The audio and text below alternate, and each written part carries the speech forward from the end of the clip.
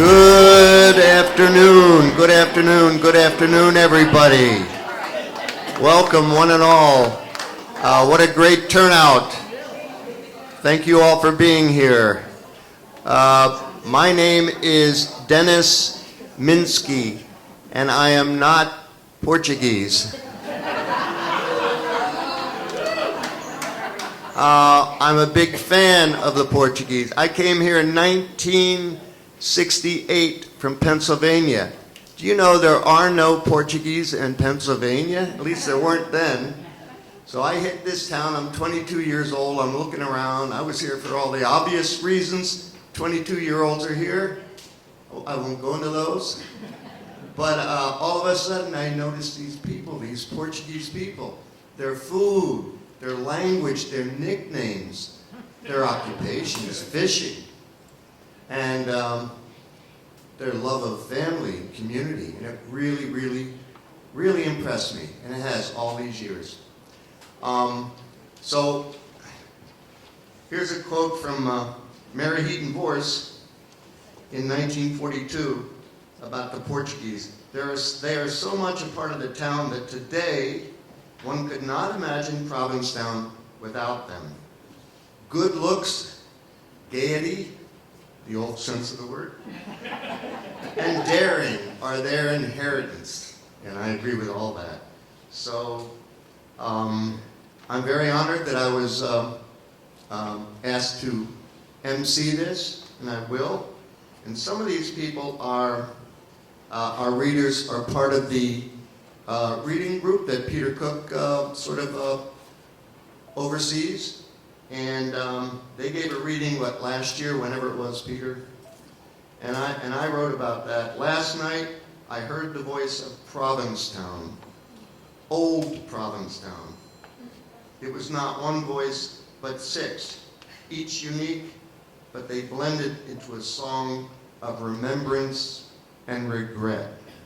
And we're going to have samples of some of that today.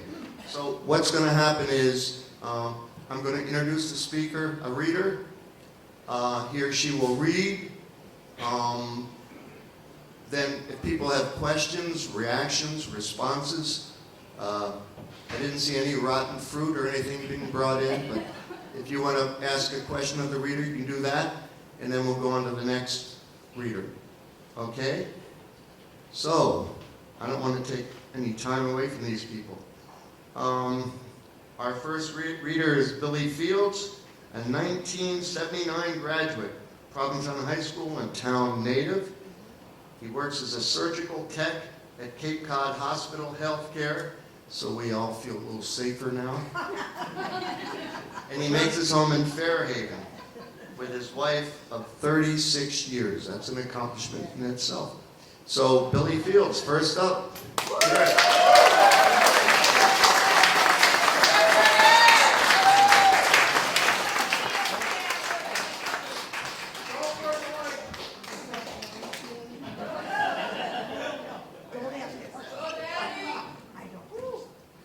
Thank you, Dennis. It's so great to see everyone here today. The weather cooperated with us, which is lovely, and it's post-COVID, which is also lovely. And I'd just like to say, I've come here for a few years, and partially because I like to share what I've written, but mostly because I love to hear what my fellow Provincetowners and Portuguese have written, because it's like a snapshot of our town, a little bit of our history. Nobody grows up here or spends any time here and doesn't take this town with them wherever they go and think of it every day. So with that, I have two things I'd like to read for you today. The second one, if I have time. The first is a series of 8 very short poems, sort of a love song to Provincetown. And this is Silent Hours, Meditations on a Day Spent at Long Point.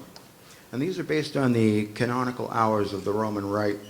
So at the beginning of each poem, you'll hear the title of the poem and the time of day that inspired it. So with that, this is Matins at midnight. Pregnant and pressed upon the tide, night draws its restless bow across the damp strings of morning.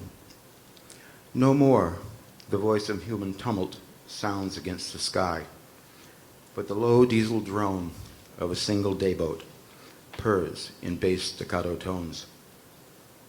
And still, atop the humid air, the morning stars brightly strewn lie as trills on midnight's stave, played to calm a jealous moon, played to mourn the eventide and set love's promise on its way.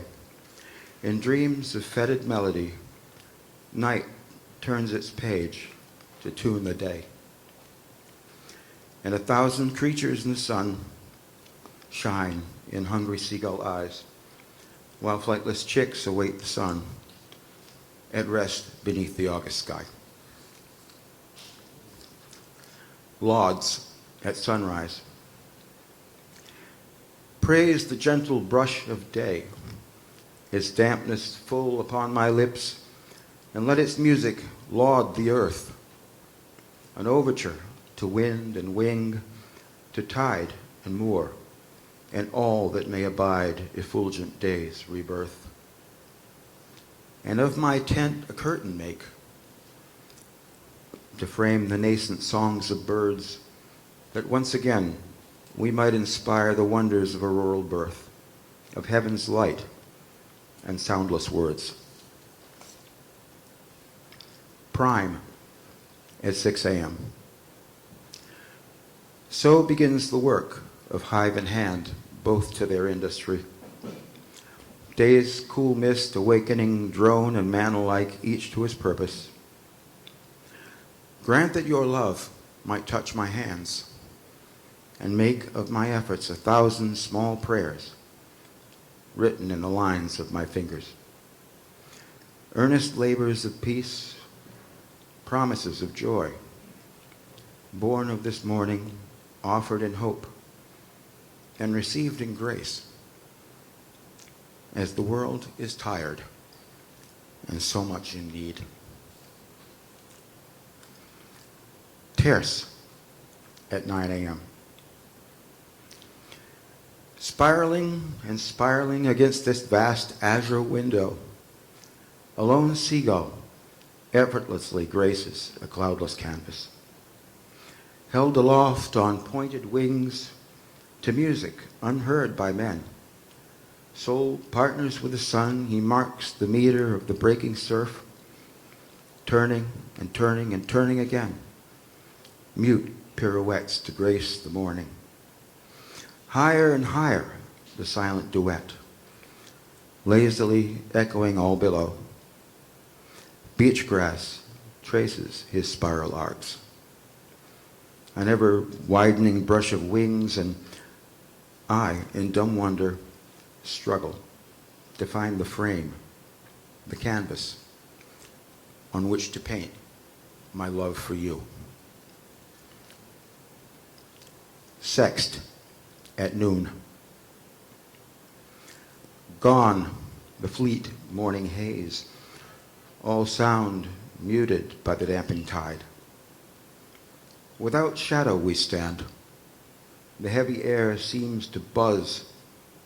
This most grave of hours passes, in thoughts of mortality, of thirst of the body, changes of purpose. Conscious of time, in unrest, I wait.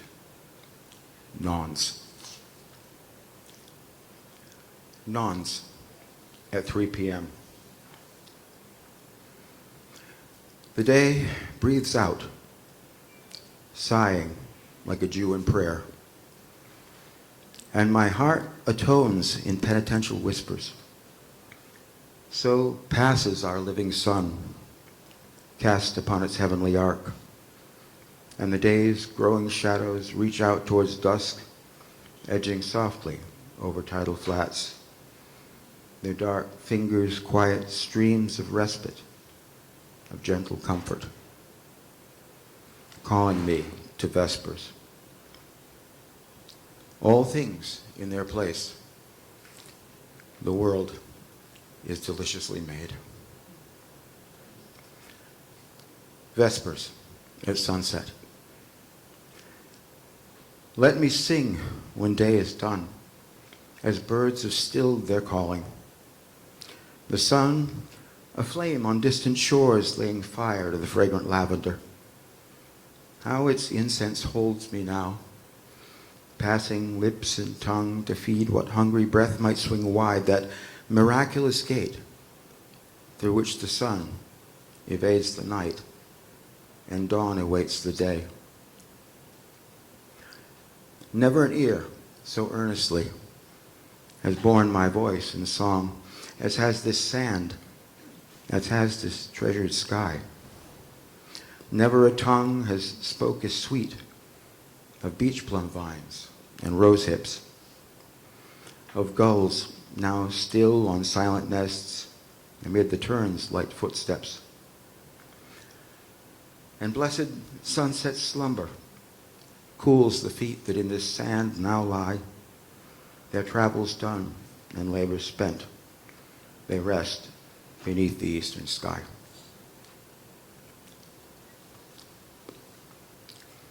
Compline after Vespers.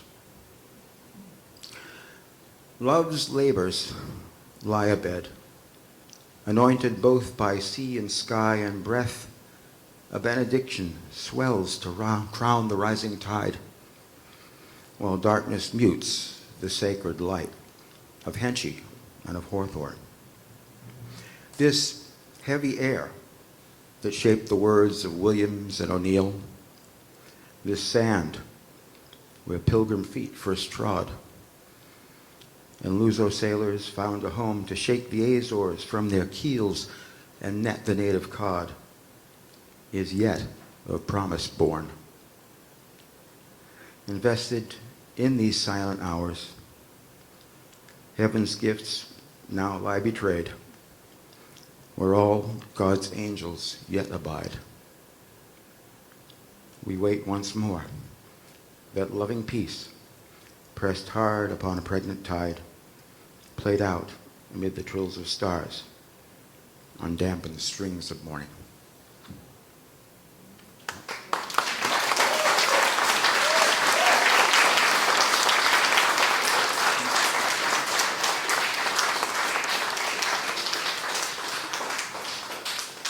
If I have a moment, there's one more short one I'd like to read, and I thought it was appropriate for this particular weekend because of the blessing of the fleet.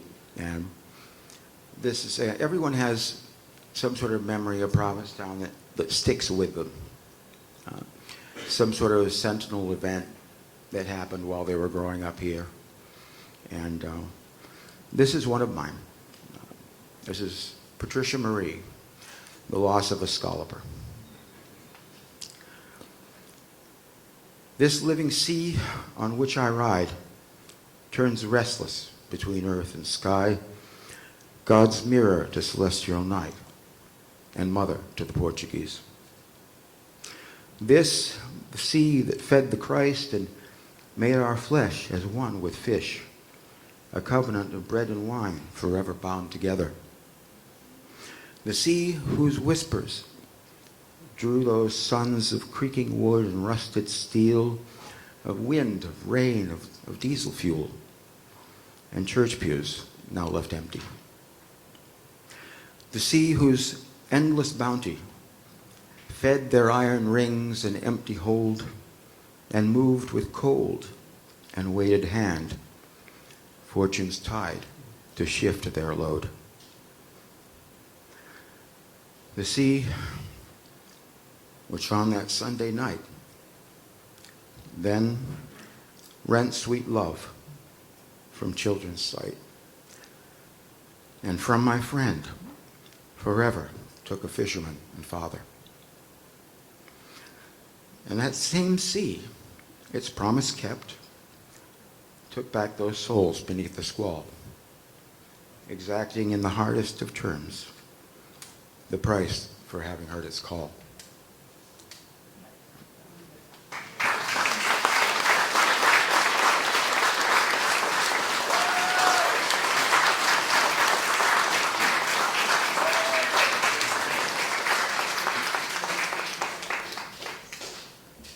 I wasn't expecting anyone to have questions. Anything? Thank you.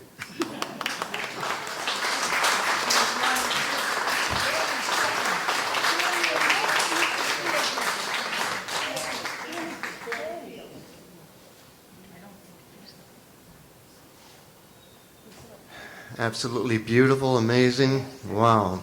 Thank you, Billy. Next up, we have Yvonne D'Souza. She's an author of MS Madness, A Giggle More, Cry Less, A Story of Multiple Sclerosis, and she's a contributor to the Chicken Soup for the Soul and Something on Our Minds. Both of those are anthologies, and we all know Yvonne. And here she is.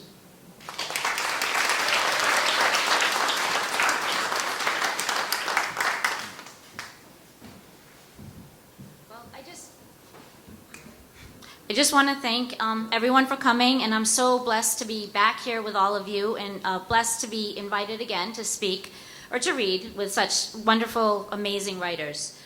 I'm also excited to announce I have a book coming out in November. Very excited. It's a memoir of growing up in Provincetown in the late 80s, and I call it a coming-of-age memoir, and it deals with first love, finding your inner voice, loss, and addiction. I have a newsletter. I'm going to be starting a newsletter, so I have a sign-up sheet if anyone's interested in things like cover reveal, excerpts, when the book will be released, how to order it. I promise no spam. So if you just want to see me afterwards, if you want to sign up, we'll get you on the newsletter. It's called Shelter of the Monument, and I'm going to read from a chapter today. Thank you. If it is true that there's calm before the storm, our usually peaceful bay was not aware of it.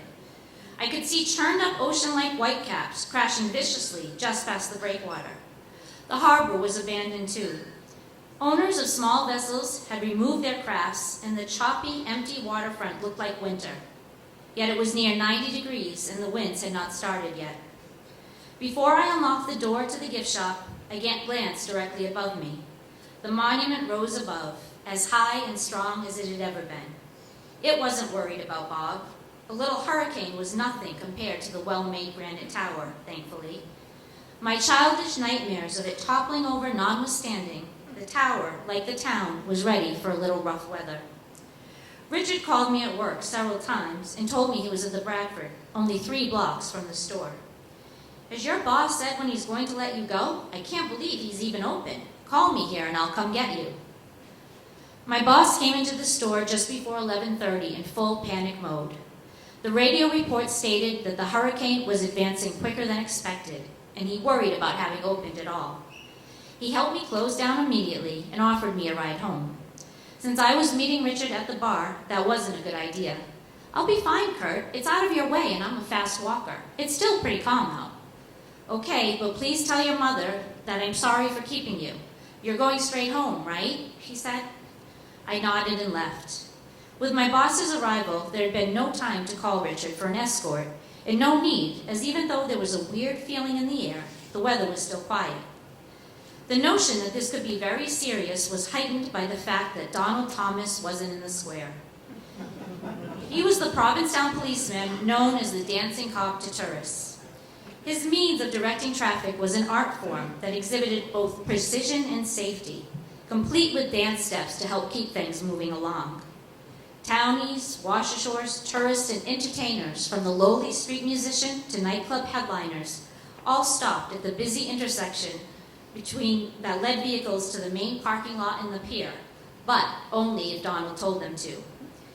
Even the Cher impersonator on a motor scooter, known for taking over commercial streets, was stopped at Donald's whistle.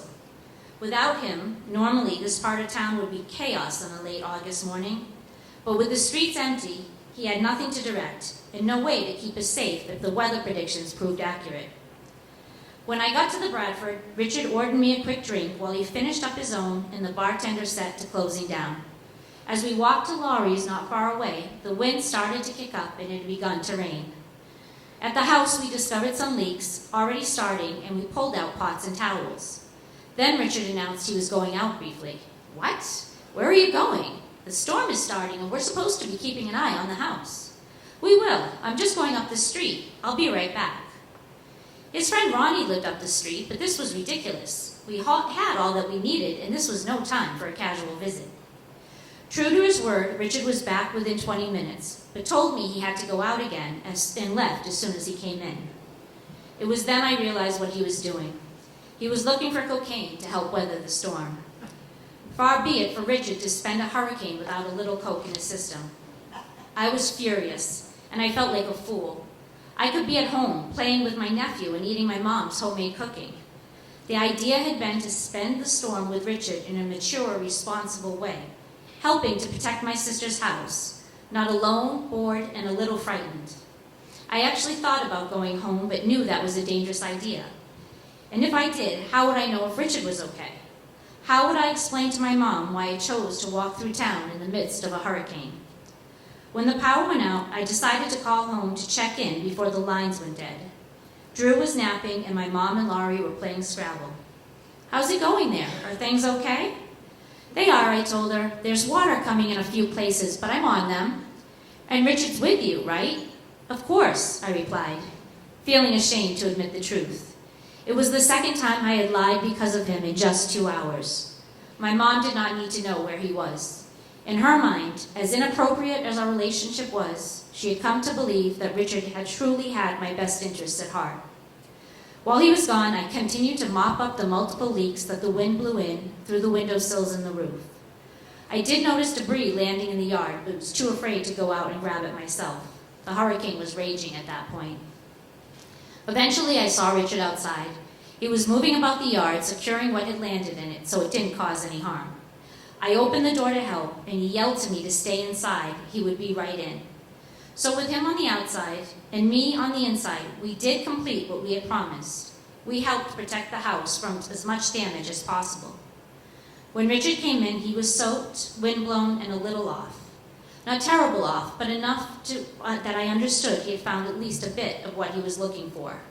"How's it been? Everything okay?" he asked. "Did you get your errands done?" I replied without responding to his question. He flashed me the sheepish version of his grin. I did not grin back. It was just a little bit, no big deal. I haven't been doing any at all, but I just had to have a little. "Jesus, Richard, why? And if you had to have it, why not get it before the storm, before I was with you?" "I wasn't going anywhere until I knew you were safe and settled somewhere. It was totally ridiculous that you had to work at all today, and I wanted to make sure you weren't out in this alone." Well, hardly the point. He was right. I had made only one sale in the 2 hours or so the store was open, and that was a few postcards to a customer upset that we didn't already have Bob's souvenirs available. Tourists were an interesting breed. "But it was okay for you to be out during the height of this, for something as stupid as a little bit of drugs?" "I'm here now. You're fine. The house is fine. It's really no big deal," he said again. We spent the next hour or so holding each other and listening to the sounds of wind versus old creaky house. At some point, Richard dozed off and I lay next to him, thinking about his behavior. The afternoon had not gone at all as I had imagined. When I might have needed him the most, he bailed, for cocaine no less. But as he said, he had made sure I was safe before he set out on his conquest. That had to be worth something. The thought did little to comfort the apprehension that was surrounding me, apprehension that had nothing to do with a hurricane. For the first time, Richard's drug use was in my face enough that I could not ignore or minimize it. Nor could I explain why this great plan I had for us to ride out this storm together was not enough for him. It was clear there were bigger storms for me to worry about.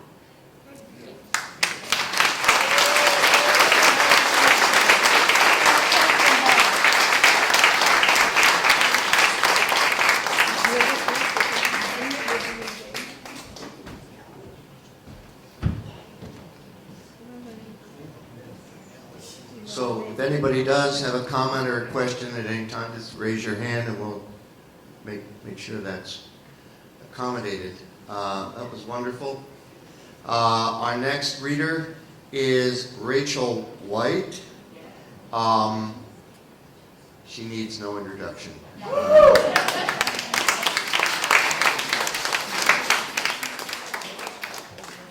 I said, "Rachel, what's your bio?" She said, "I've been here almost 90 years, and that's enough."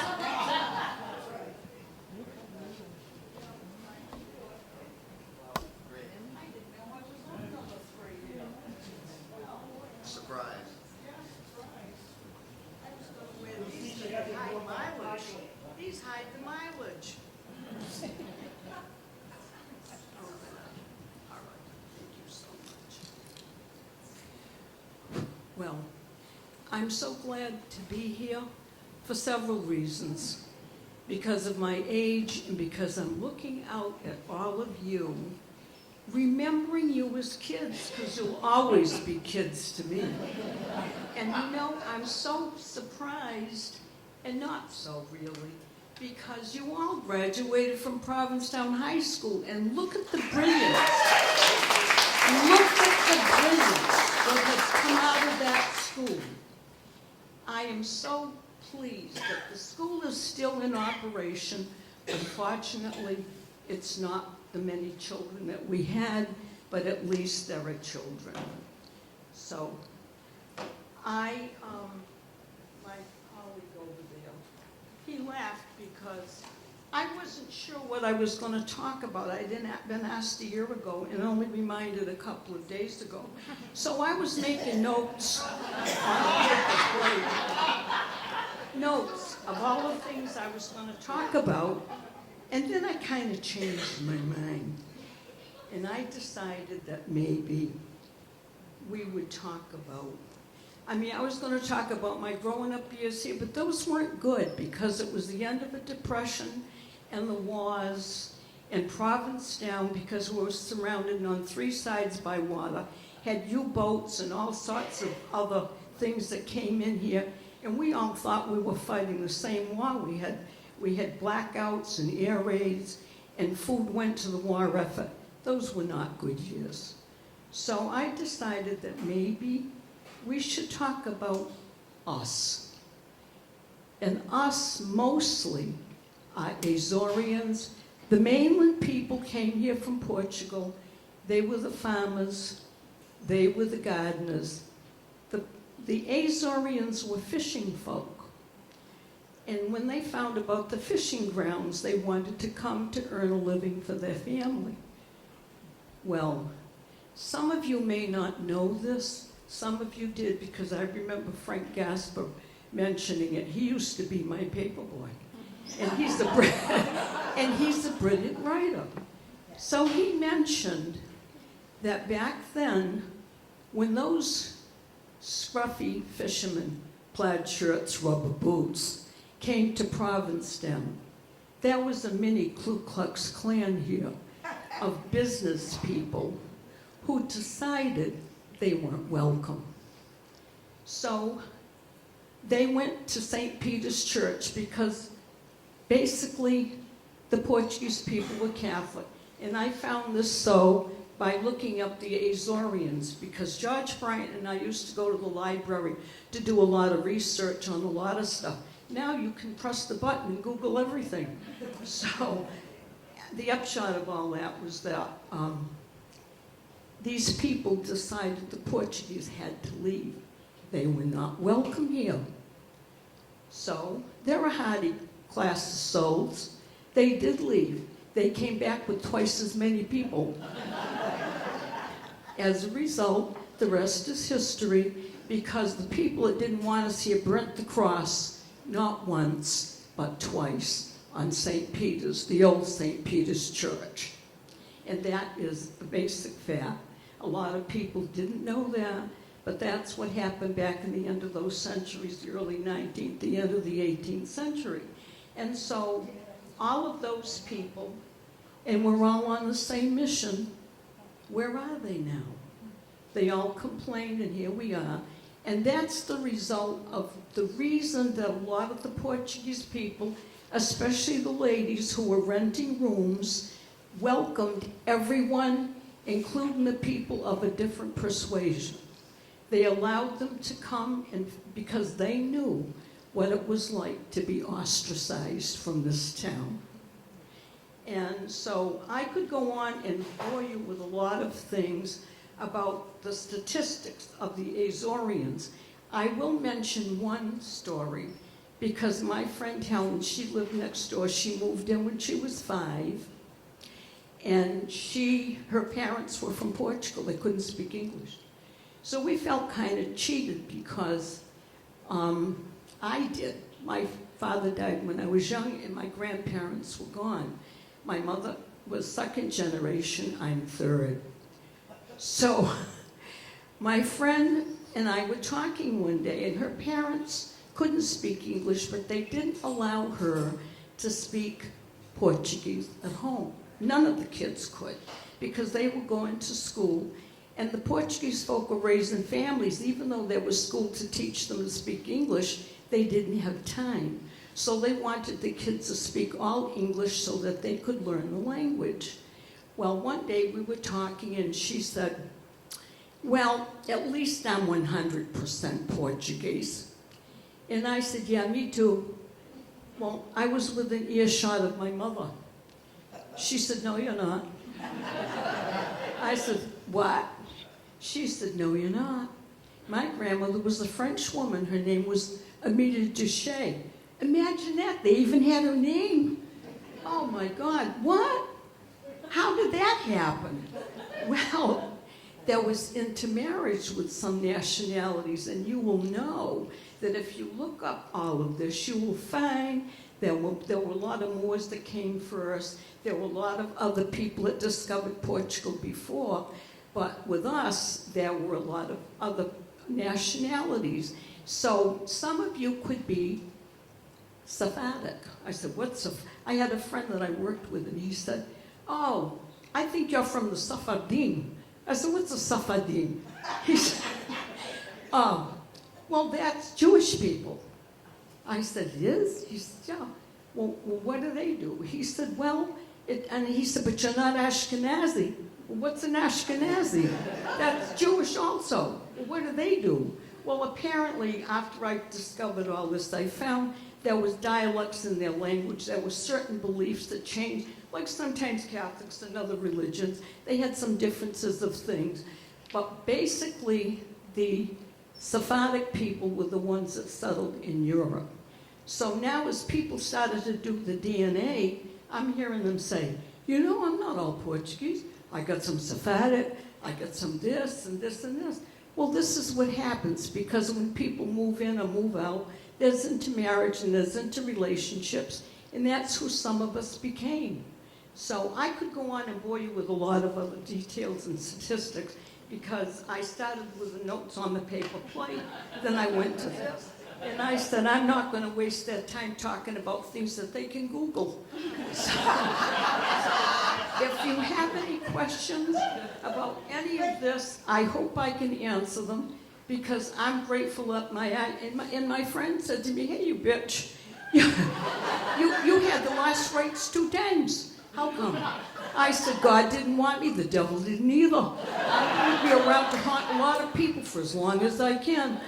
And that's my story, folks. So if you have any questions that you want to know that I can answer, I didn't write a lot of stuff. I did used to write the proclamations for Marvin Hagler. So much so that when he won, the town would say, write a proclamation. Well, after you get 6 or 7, what else good stuff can you say about that same person? I was running out of words. I used to pray, please, sweet Jesus, don't let him win any more fights.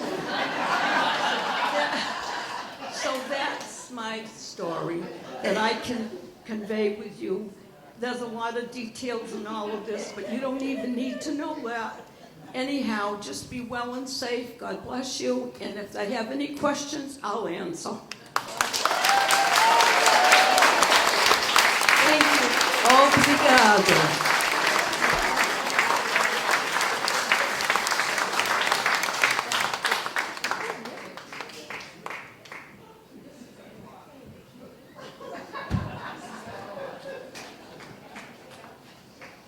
My God. First of all, she's better getting up and down off this stage than I am. Second of all, she said, bore you? I could have listened to another hour of that. I bet you all could. I have an idea, actually, that after all our readers are done, maybe we just have a sort of an open, people back and forth. I mean, if you have a specific question, great. But otherwise, maybe at the very end, if we have time, we could just have a little back and forth. Sound right? Yeah? Well, I would hate to follow Rachel White. There's only one person I think that can handle it, and that's Peter Cook, who also needs no introduction, but here it is. Provincetown native, historian, photographer, writer, husband, father, and grandfather. Peter's father, Joseph, was born in Provincetown. His mother migrated to Provincetown from St. Michael in the Azores. And really, where's Peter? Here he comes. All right, Peter Cook.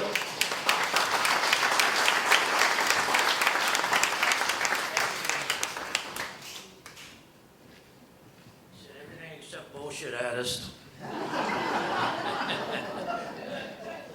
Well, you know, I want to thank the Crown and Anchor for hosting this today. There's a lot of people in here. And when I think of the Crown and Anchor, I think of Stan Sorrentino.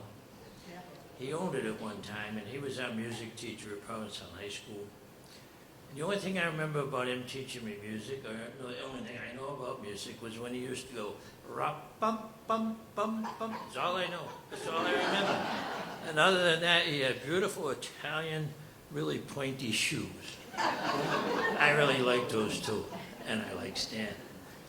I want to thank Carol LeDuc for putting this together every year. I think we started this, I don't know how many years ago, 100, back at the old colony reading poetry. And here we are. And Nancy for putting everything together for the festival book, yearbook this year, and just wonderful. I won't take too much time. I want to read this story. It's a story that I wrote. It's a longer story version. But we are meeting at the Commons, the old community center. Before that, it was a Governor Bradford school. Some people from here went to that school. And they've been gracious enough to let us meet there and for free. And we wanted to do a fundraiser for them last October, Joe Staffer and the Commons. And so I thought I would write a Reader's Digest version of this sea story, true sea story, and read it at that. And I did. And Dennis Minsky picked up part of our group, and he wrote a beautiful article in the paper for us, and it was just great. And it got a lot of publicity. And so I'm going to share that same story with you today. I don't know what else I was going to say, but that's what came out. So this is a copy of the story that's in the Portuguese Festival book this year. And it's the fate of the fishing vessel Leland J. It's hard to follow Rachel, right? I mean, how can you do that, follow Rachel? We are the fishermen, mighty, mighty fishermen. Everywhere we go, oh, people want to know who we are, so we tell them. We are the fishermen. The 90-foot Eastern rigged fishing vessel Little Infant departed from Provincetown Harbor at 5 p.m. for a routine 14-day offshore scallop fishing trip to spend 2 weeks at sea. Between trips, it will spend 3 days in port. This is the way of life for fishermen. The vessel had 4 bunks located where I slept behind the engine room, 6 bunks located in the galley up forward, and the captain had his sleeping quarters located in the rear of the pilot house. 13 bunks, 13 men. It's approximately 15 to 20 hours of steaming time to the fishing grounds. We arrived and got into good fishing, catching a lot of scallops. The mate's 6-hour watch put down 15 bags, and the captain's watch put down 12 bags. Our boat worked 24 hours a day, 7 days a week without stopping. The crew was divided into 2 watches. The captain's watch worked 6 a.m. till noon and 6 p.m. till midnight. The mate's watch worked from noon till 6 p.m. and from midnight to 6 a.m. Crew members operate the machinery used to set out the rakes, sending them to the dredge the ocean floor. After 30 minutes, the rakes were hauled back and the contents of the seafloor were dumped on deck. I operated the winch on the port side of the boat, and my shipmate, Rick Lindholm, worked as a hookman. Together we handled the scallop rake that weighs about a ton empty and much more when it's full. The scallops on deck are picked by hand to fill bushel baskets, and the contents dumped into troughs called cutting tables. Each scallop is opened or shucked, using a special knife to separate the meat from the shell. Each crewman over and over filled his 10-quart bucket with scallop meat. The captain keeps account of every bushel of scallops picked from the deck and every bucket of scallops dumped into the scallop wash bin. At the end of the watch, 2 crewmen wash the scallops in the seawater and pack them into special cloth bags. The 40-pound bags are lowered into the fish hold to a crewman to pack and bury the bags in ice. On a good trip, we'll return to port with 500 bags, 20,000 pounds. Hauling back the rakes, dumping the contents on deck, and setting them back overboard routinely took 8 or 8.5 minutes. We did our very best, but at times we heard Captain George Adams' strong voice. "Hey boys, 10 minutes there, let's shorten it up." During this trip, every 30 minutes, the dredge caught 12 to 14 bushels of scallops to make the average of 26 bushels coming on deck every half hour.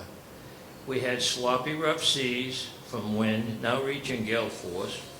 Our gang got off duty at midnight. Wind whistled through the rigging as I headed for my bunk. At 1 a.m., Rick tried to wake me. He shook my shoulder. I struggled to wake up. My eyes burned from fatigue. Rick wanted my attention. Glare of the big diesel engine was all I could hear.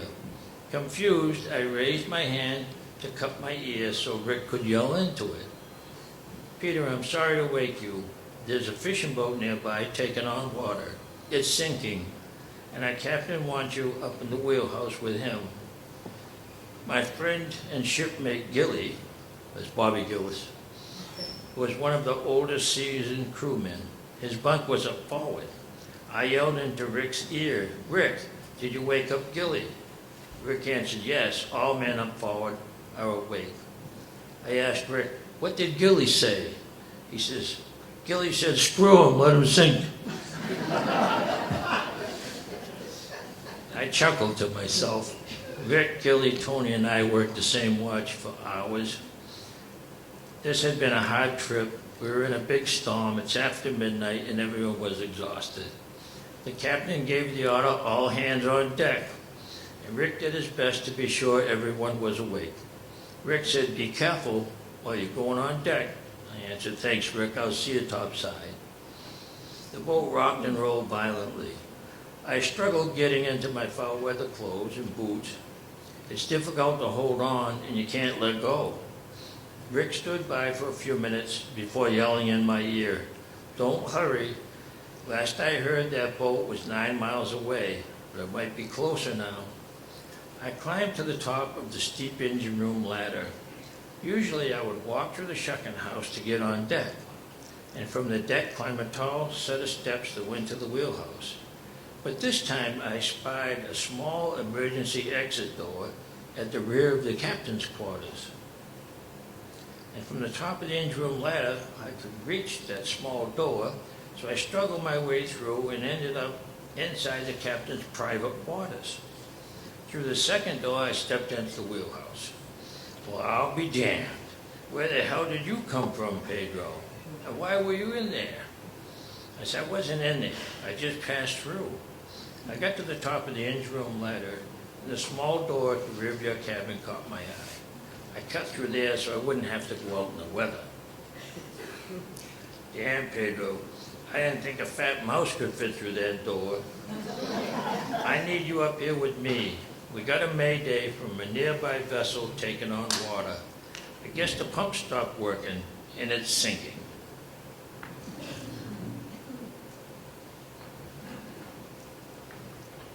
I've been in touch with the Coast Guard, but they keep asking the same questions over and over. We are the only other boat out here, except for the one that's in trouble. "Hell, Captain, it's rough as hell. This isn't a good night to be screwed up out here." The ship-to-shore radio came to life. "Call on the fishing vessel, Little Infant. Call on the fishing vessel, Little Infant. This is the United States Coast Guard. This is the United States Coast Guard. Come in, please." Captain Adams didn't answer the radio. "Pedro, the first mayday came in when the boat was 9 miles away, but it's closer now. You can pick it up on the radar when it's on top of the crest of the waves, but we lose it in the trough. Our mate went forward to organize our gang, and I want to keep an eye on that, want you to keep an eye on that radar. We have to keep track of what's going on. From our high pilot house, I could see our crew. A few men stood atop the whale back at a high point on the bow with all eyes fixed on the seas. Gilly and Larry stood on deck at the ready with their survival suits if needed. Coils of rope, life jackets, and searchlights were at hand. Gale force winds howled through the rigging as huge seas crashed over the bow and rails of our boat. Pedro, keep an eye on that radar. Let me know each time you spot that boat. I'm watching it, Captain. It's 3 miles from our forward port. The ship-to-shore radio came to life. This is the United States Coast Guard. This is the United States Coast Guard calling the fishing vessel Little Infant, calling the fishing vessel Little Infant.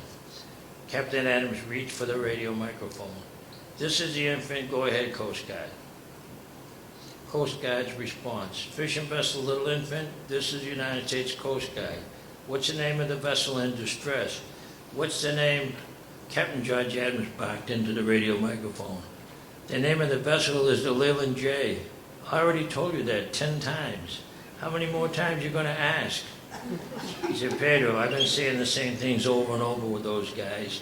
What the hell is the matter with them? Can't they hear? Fishing vessel Little Infant, fishing vessel Little Infant. This is, again, Captain Adams cut them off. I know who you are. Stop saying the same things over and over. I need help out here. Send me a chopper with some pumps. Give me some lights. Sorry to interrupt you, George. That's okay, Pedro. I'm not getting anywhere with these guys. You got something there? Yes, Captain. It's a big western rig. I got it fixed, but it's close. Too close. Pedro, we got 30-foot cresting seas running, and picking these men up in this weather isn't going to be easy. The last transmission I got from that boat's captain said there are 6 men, and they're going to be in the water. I don't know if they're going to be in a raft or if they'll be swimming. Fishing vessel Little Infant, fishing vessel Little Infant, this is the United States Coast Guard, this is the United States Coast Guard. What's the color of your vessel? Captain Adams answered the radio for one last time. What difference does that make? I'm too busy to talk now. Pedro, where's that boat? Never mind, I got eyes on it. The 2 of us watched the sinking vessel come up on the crest of the seas. The lights were on, but the entire stern of the boat was underwater.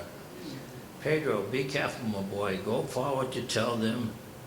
All eyes looking to spot anything at all in the water, and you come back here. I made my way across the deck and over a big skull pile. Gilly and Larry stood at the ready with their survival suits. Gilly, I hope you don't have to go into that water tonight in those rough seas. He laughed and said, hey man, I hope not too. But if my ass was out there, I would hope someone was coming after me. In spite of the foul weather conditions, our crew members were in good spirits and ready for anything about to happen. 2 of our men held tight to the rigging to brace against the 70-mile-an-hour winds. Waves broke over the bow and wind whistled as it made its way across the deck, as I made my way across the scholar pile and up to the pilot house. Pedro, what's going on out there? They're ready, George. They spotted green lights, and our men shouted, look out there, keep watching. The unanswered radio crackled its questions over and over. George and I both knew the hope of getting help from the Coast Guard was now lost. I took my place by the radar with my eyes on the stricken vessel. I was in deep thought. Pedro, have you ever seen anything like that before, my boy? No, sir. God help them if they're in the drink. For a long moment, we watched the unfathomable sight before our eyes. She was a ghost ship, a big offshore fishing dragger on her own, alone and adrift at sea, with a radar turning for an unwatched green. She lives for the moment, but soon the vessel's founder will come to claim the ship. Her entire bounty returns to the depths from whence it came. I prayed for her crew, and I prayed for us. The big vessel got close to our port beam. A daydream turned into a nightmare. I questioned, what was I doing out there? Pedro, I'm going to give us a little power in order to get that boat past our stern. I don't want to get tangled up with her. Go forward and find out what's going on up there. Tell everyone to be careful. I don't want to lose any of our boys. Up forward, men talked about 2 green lights, one fixed and the other moving side to side. Our vessel jogged steadily into the wind, and the raft surfed down the waves as it approached our bow. The raft came too fast and too close. The little infant rose high on the waves, and the men in the raft were in danger of being crushed. One of our crewmen looked toward the pilot house, waving his arms to get our captain's attention, and he yelled, "Back it down, George! Back it down hard! Back it down, George! Back it down now!" Fearing our captain couldn't hear because of the inclement weather, I left the bow to make my way back to the pilot house. Suddenly the boat lurched to a halt, almost knocking me down. Black smoke bellowed out of the exhaust stack. Our boat was in full reverse. The door of the pilot house opened and Captain George Adams stepped outside into the horrific weather to address the crew. He stood spread stance to ride the pitch and roll and reached to pinch the corners of his glasses to adjust them to his face. He always did that. I'd seen him adjust those glasses at other times in distress at sea. It took him only a brief moment to size up a bad situation at hand. He's a tough but gentle man with strong body, muscular arms and hands, and a deep voice. "There'll be no hollering on this vessel. Take those men aboard our starboard side and put them down, but don't drop them there or they're a goner." Our skipper disappeared into the pilot house and maneuvered the little infant perfectly and placed the raft alongside our starboard bow. The raft was on a wild ride, reaching heights above our gallows, but quickly dropped back down into the trough. Our mate made a perfect throw of a long line to the men in the raft. Cheers and shouts of joy rang out from our crewmen as the line was caught on the first try. The raft still rode the waves, but now tethered to the little infant. Our crew pulled on the line and saw frightened faces in the raft. Our mate yelled, "Wait till the raft rides up, we'll grab you on the way down." Every man wanted to be the first out of that raft. One man's outstretched arms waited to be grabbed. Rick grasped his hand, but their hands pulled apart as the raft dropped. The raft rose again, and Ricky and Paul grabbed him and held the same man as the raft dropped out from under him. With a good hard yank, he was over the rail and flopped on the deck of the little infant. Each grab brought another man aboard our boat. The last man grabbed was very large. "Hey, we got a big one! We got a big one! Grab him! Over the rail, the last man came like a huge fish and flopped on the deck in the same fashion as the others. Our ship's cook, Gio, was Captain Adams' son. He quickly cared for the survivors, getting them below into the warm galley. Our crewmen pulled the empty raft aboard, deflated it, and stowed it away. With the crew of the stricken vessel safe and sound, I returned to the pilot house to report to our captain. I stepped inside. "Well, that went well, Pedro. How are those men?" asked the skipper. "They're shaken up, but lucky to be alive, thanks to you, Captain George Adams." George pointed off to the starboard stern. "Take a look out there, Pedro. Bet you never saw anything like that before." I'm glad we did not get tangled up with that. The fishing vessel Leland J was capsized, bottoms up, as it floated away from us. Pedro, this is a story you can tell your grandchildren someday.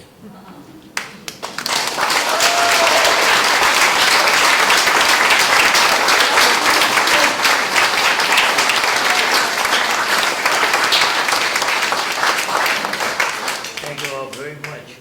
I just want to say that actually this is a long story I've already written, but I had to write a Reader's Digest version to get half of this in here. And I'm going to write the rest of it the same fashion, probably do it next year. The rest of the fishing story was really interesting as well. I had an interview recently with a man named Oliver I didn't know from the newspaper, Independent. And while he was asking me questions, he said, "When did you decide to be a writer? When did you get to feeling that you want to be a writer. I said, I never did. I'm not a writer. I said, actually, I'm just a storyteller. But in order to tell a story, you got to get it on paper.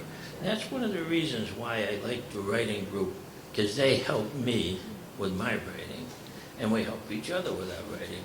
And when I started this particular group, I told them, if we don't write these stories, who's going to write them? Because we're the end of the line, you know, so let's get it down in history. Films, photos, stories, poetry. Thank you all very much for being here.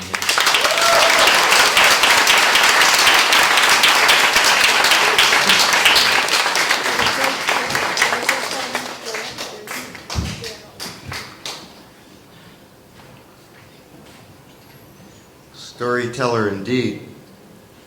Feel like I was on that boat. Amazing. Thank you, Peter.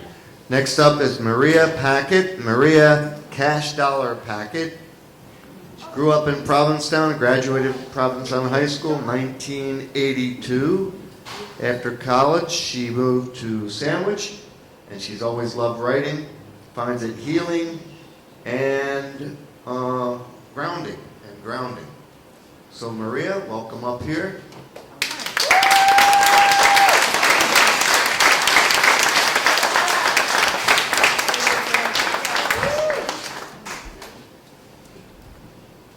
So I had the unenviable position of following those two stories. So here we go, for my first time up here. But thank you. And thank you, Peter, for helping facilitate me being a part of this. It's really an honor to be presenting with such talented writers and storytellers. So, and Peter, you were the perfect segue into my piece here, so here we go. I'm going to warn you that I intend to sing a little bit during this. I am a writer, not a singer, so if you want to leave right now, I won't be insulted, unless you're my husband.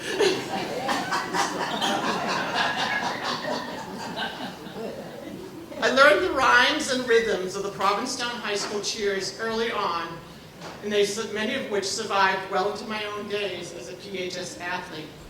Everywhere we go, people want to know who we are, so we tell them, we are the fishermen, the mighty, mighty fishermen.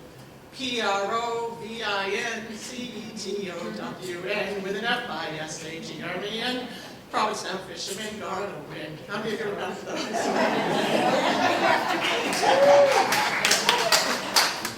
At one point, I had my father's letter jacket, but somewhere along the line, it was misplaced, along with many of the details of the stories he told me about his sports career. What I do still have is his basketball scrapbook. It's one of my most prized possessions, and definitely one of the items, let's choke that, I would grab if I were running out of the house in a fire. It's a simple brown spiral-bound notebook, probably borrowed from a school supply closet. The pages are yellowed, and the corners of the article are curled. Some of them are coming loose and in desperate need of reattachment. I know I should preserve these articles in a more permanent manner, but somehow repairing them feels like altering history, and I dare not do it. I found this book in my father's nightstand when I helped my mother clean up his belongings after his passing. I asked her if I could have it, and she agreed, knowing basketball was a special bond my father and I shared. My father passed in 1997. Each time I open it, I catch my breath as I come to the pages with his handwriting. It's neat and crisp and consistent with perfectly formed letters and artistic flair, the product of many years of penmanship classes and nuns' rulers. I'm envious of this talent of his and wish that my script were half as legible and beautiful as his. I chuckle as I remember him telling me on more than one occasion that it looked like I wrote with my feet. The names of the players in the articles are familiar to me.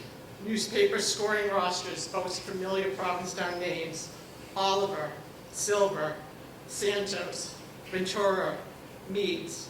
However, the name I most recognize is Dave Murphy, the coach, a PHS legend and an obvious cornerstone of my dad's high school experience. My dad grew up without a father, and I whisper a quiet thank you on his behalf to men like Coach Murphy, who stepped in and filled a small part of the void than I imagined this left in his world. My dad loved sharing recaps of his basketball days, and I loved hearing them. He had a talent for storytelling and a keen sense of wit. I cherished this time with him as it provided the opportunity for us to connect and share. I know my dad was a skillful player, and he didn't hesitate to tell me about his many accomplishments on the court.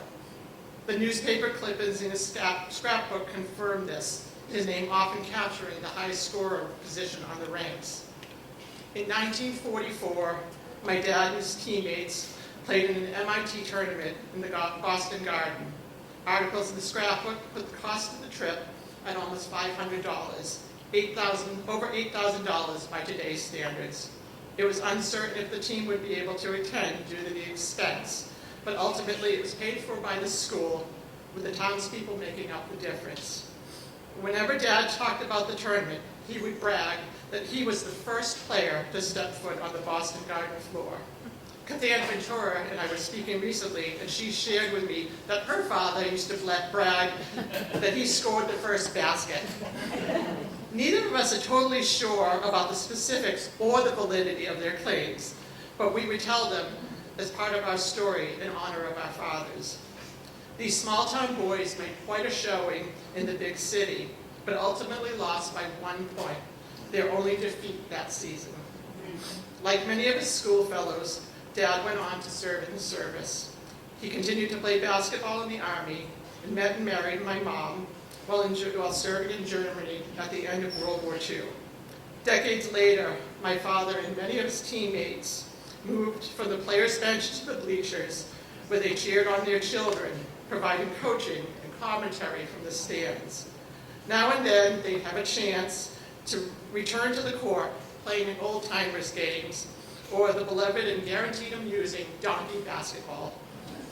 Like the pages of my father's scrapbook, the memories have faded for all of us.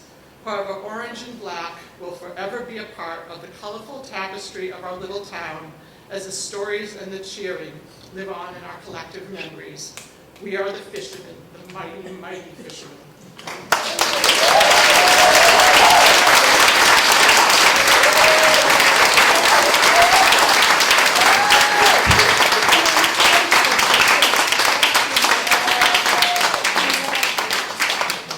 Great, Maria, great. Wonderful. Well, our last reader, unless someone has a surprise for me, is Mel Joseph, who also needs no introduction, but I'll give it anyway. He was born on West Vine Street in 1951. The same house his father was born in 1929, in the same room, in the same bed. But his father would stick his tongue in his cheek and swear it was a different mattress. This will explain he's a simple man, I come from simple means, and I really look forward to hearing Mel Joseph.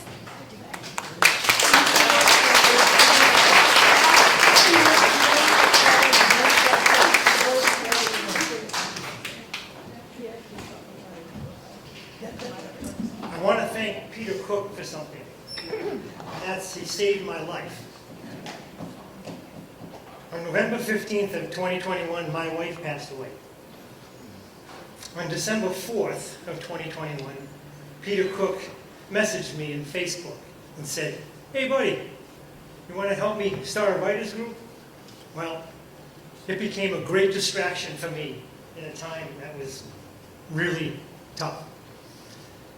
Thank you, Peter. Saved my life.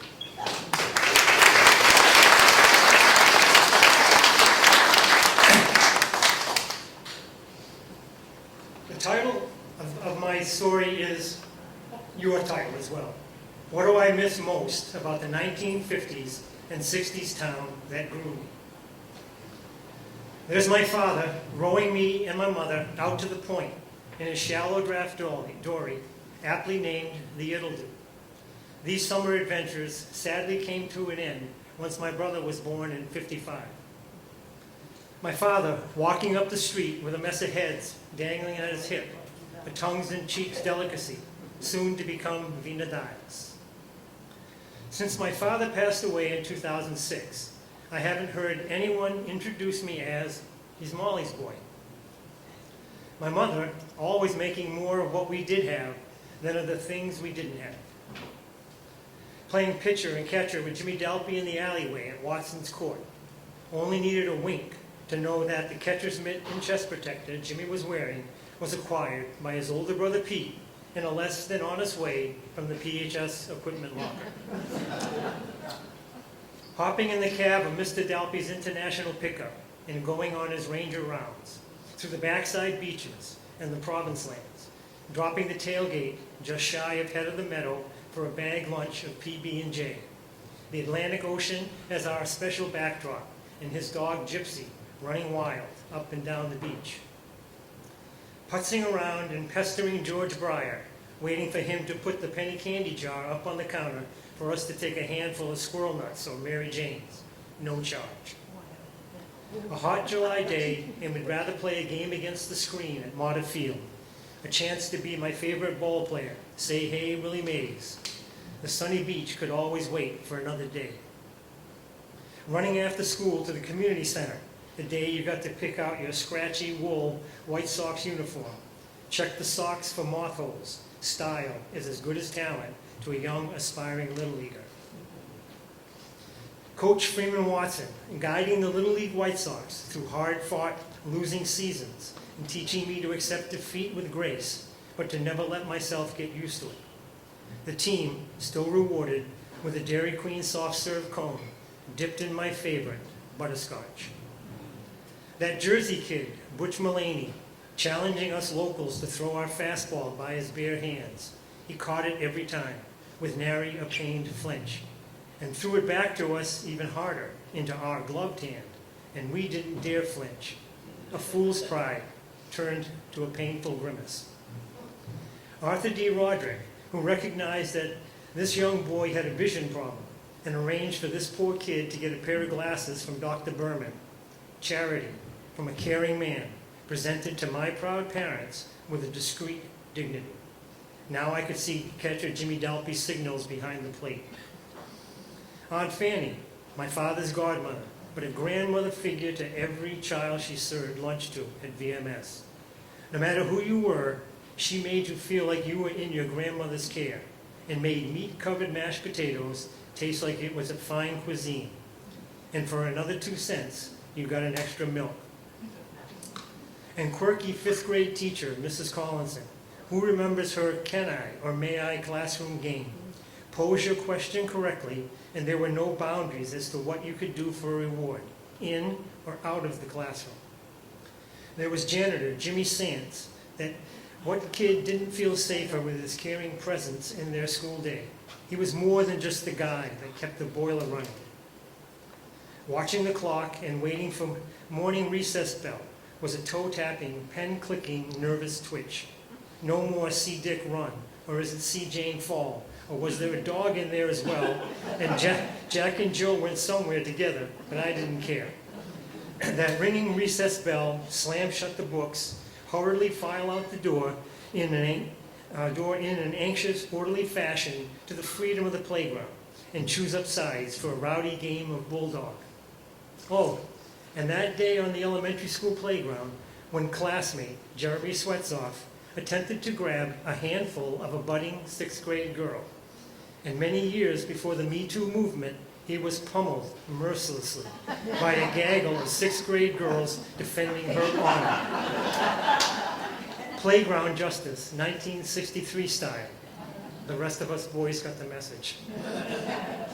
Rushing home from school to catch the Mickey Mouse Club, we all had the gollywoggles over a net. No Mouseketeer wore their mouse ears more prominently. Leave It to Beaver left all of us with some hope that we were not the only dumb kids in the world. But we were all Dennis the Menaces at heart. That faithful November day, 1963, when classroom teacher Mr. Dayhill announced that our president had been shot, I've always remembered that I turned around in that 7th grade, 2nd floor classroom and looked out at the safe haven of our harbor. The following days would seem to go on forever. There was that day Doc Hebert set my broken nose in place.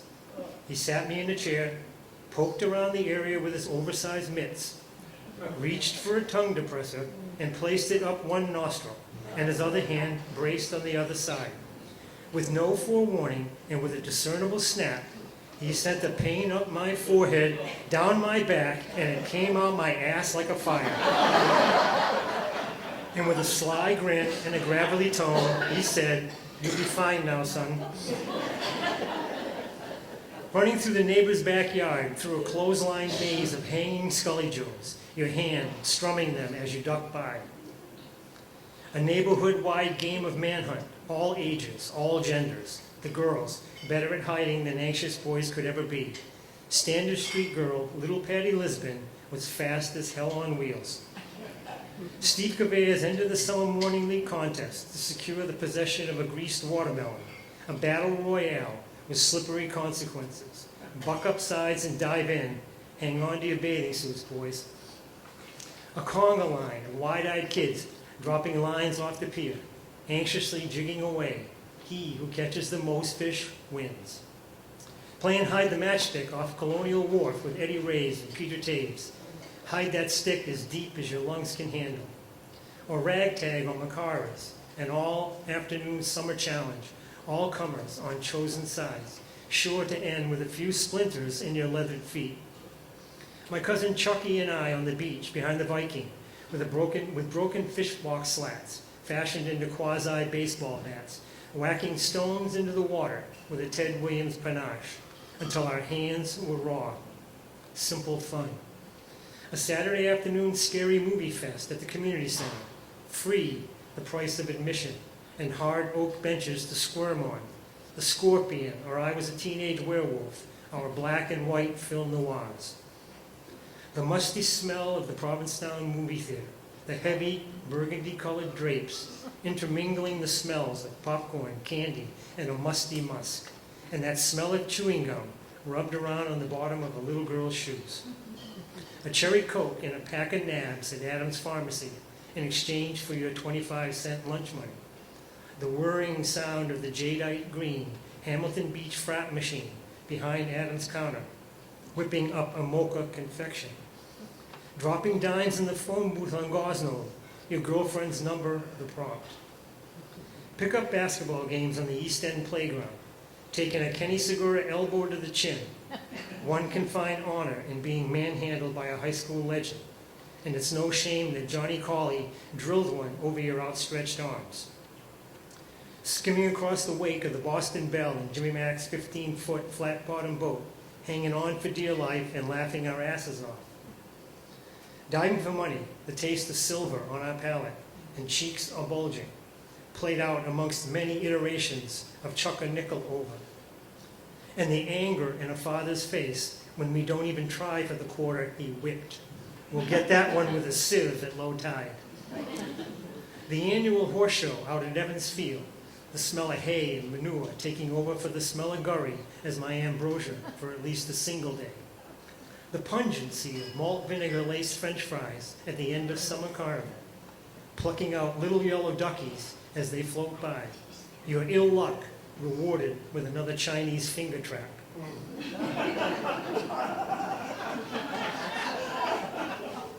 I guess we've all been caught in those finger traps. Being crushed on the inside of the whirling buckets as centrifugal force wins out, as your friends paste you as hard as they can to the inside. Ribs are aching. Cotton candy stuck to the hair on your arms. Candied apples leaving your tongue red and your fillings ajar.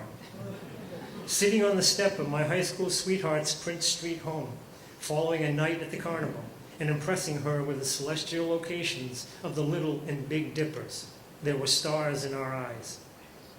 Then there was late-night mini-golf at Matt's, my Uncle Melvin loading all of us in the bed of his pickup after closing, and dropping us off one by one at our houses, parents thankful that we weren't downtown hanging at the benches until midnight. Taking my sister Sandy's roller skates apart and nailing them to a board. Our early skateboard craze played out Southern California style on the town's cemetery hills. There's Big He's pigeons, Colonel Corn, an old sea dog, Cockaloos penned up beagles, Jimmy Peak, a barker for strawberry delicacies, little green baskets filled to the brim for the neighborhood mothers. Hanging out at the back of the bunny bread truck, hoping for a sweet, day-old handout to be shared by the neighborhood kids, a quiet generosity. My BB gun that my father wrapped around the pear tree in our backyard after I shot my brother in the ass. A lesson learned the hard way. Sunday evening band concerts at the Bass Relief. Not there so much for the music, but to be able to stay out later on a Sunday evening, using rose hip buds as projectiles, a fun not appreciated by the older concert crowd. Trick-or-treat nights of shaving cream, soaped storefront windows, and smashed raw eggs over a rival's head. Dillies at the Dairy Queen up on Bradford Street, and chicken in the basket at Bill's in Wellfleet. Sunday treats, drive-up style. Mary Spaghetti's restaurant, an unlikely locale with a decidedly local flavor. Did she actually serve spaghetti? Tabletop jukeboxes at the Mayflower, caricatures of old townies looking over your shoulder. My sophomore year, chasing Wendy McFarlane around town. She never let her feet stop so I could catch her. Gave up and successfully courted my little Margie, one of the Flying A. Roderick girls. The best summer of my life, 1967. Van Morrison's Brown-Eyed Girl, the Hollies let us play with Carrie Ann, and the Animals told me that when I was young, I had a yen for girls. There were long walks with that teenage redhead vacationer from Waterbury, Connecticut, hand-holding and nuzzling on the beach, and a Joe Namath autograph while serving him ice cream at a Restor's hot dog stand. And I'm recently reminded that Bobby Gentry celebrated Billy Joe McAllister jumping off the Tallahatchie Bridge that very summer, 67. The endless hours of pinball at Ants, stacks of quarters pumped into each machine, and the cracking sound of candle pins being shattered by Barbara Allison. The sight of Ant walking with an even more exaggerated limp, one leg up and one in the gutter, to clear a scattered pin. The sound of a glass bottle being pulled from a Coke machine, hesitate on the pull, and the machine may keep the bottle, and your nickels. A boy's wish list, up and down every aisle of Mata's Five and Dime.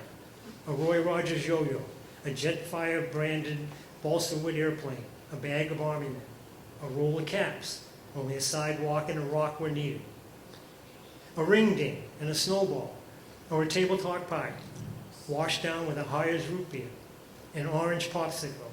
You buy it, you break it, then you share it with a friend. Joe Marshall's screen door slamming behind him.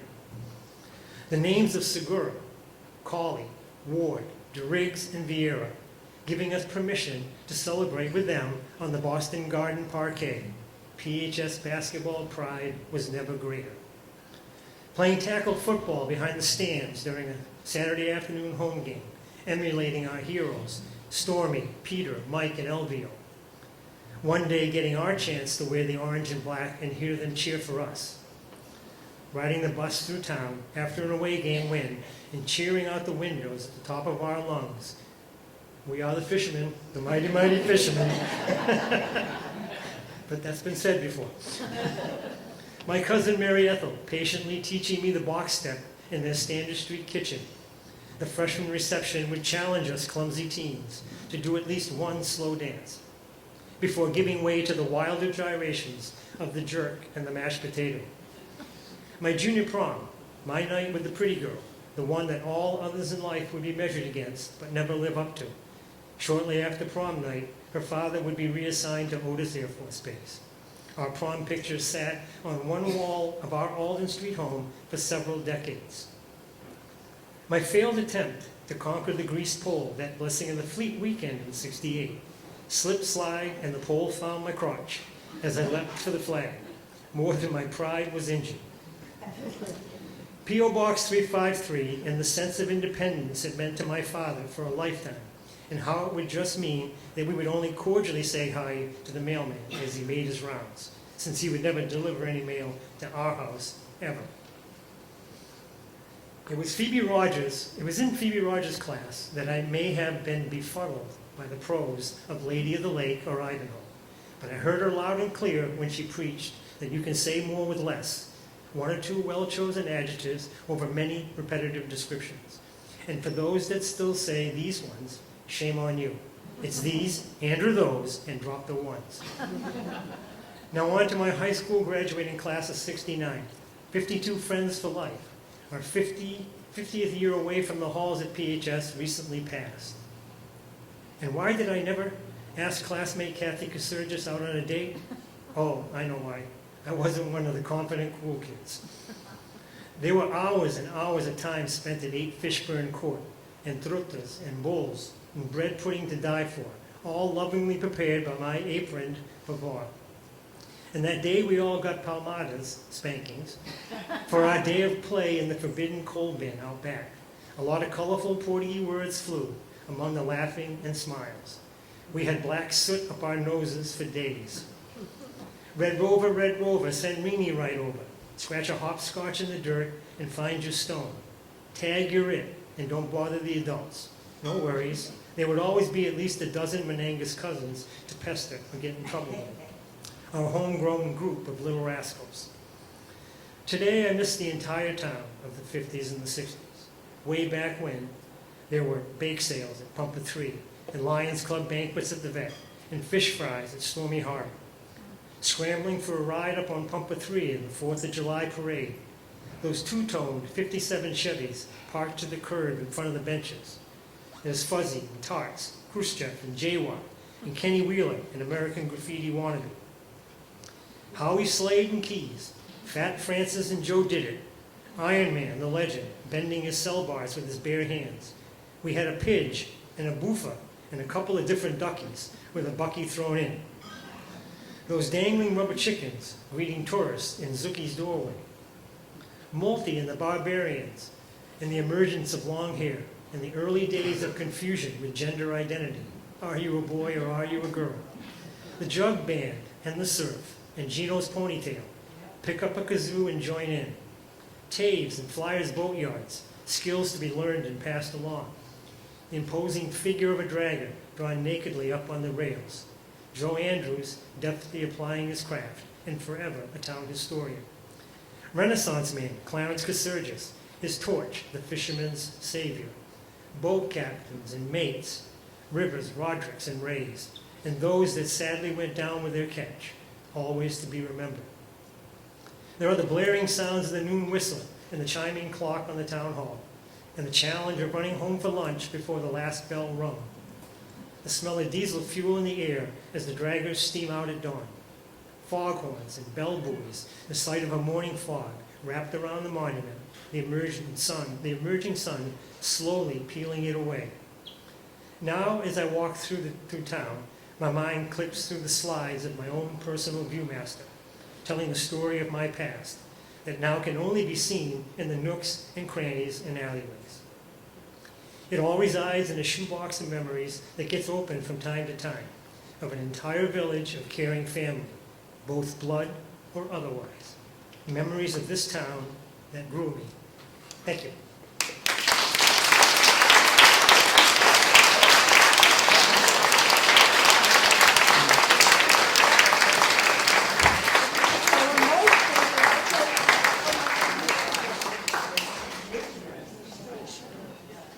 Wow, that was great. Now, you listened to all that. I just moved. I am so moved. And I want to read just one thing that I wrote after hearing Peter's group. And I'm having the same feelings now.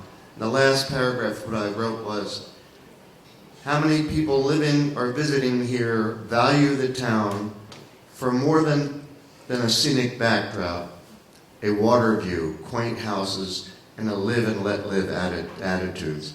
How many recognize a lack of true connection to it?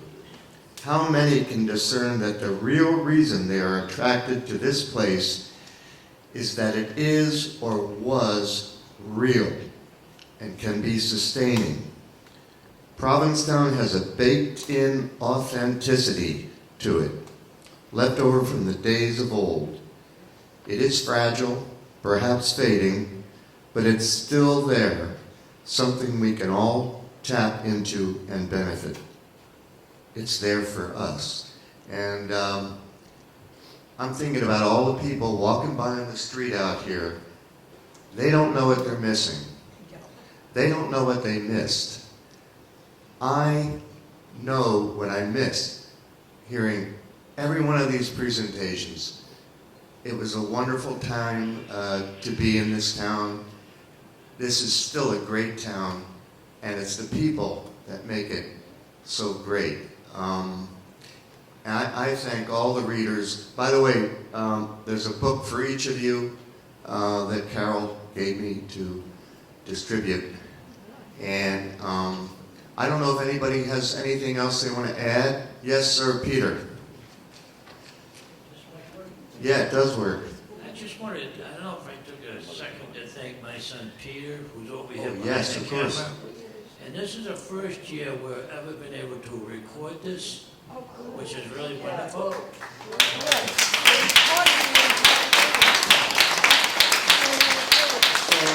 my son Pete is volunteers at Provincetown Television, and he's doing this video today, and hopefully this will eventually get on PTV. But anyways, it's good to just have it and capture it, because we can do a reading and then it's gone. So unless it's in a book, you don't really get to hear it. So thank you, Peter Cook, very much.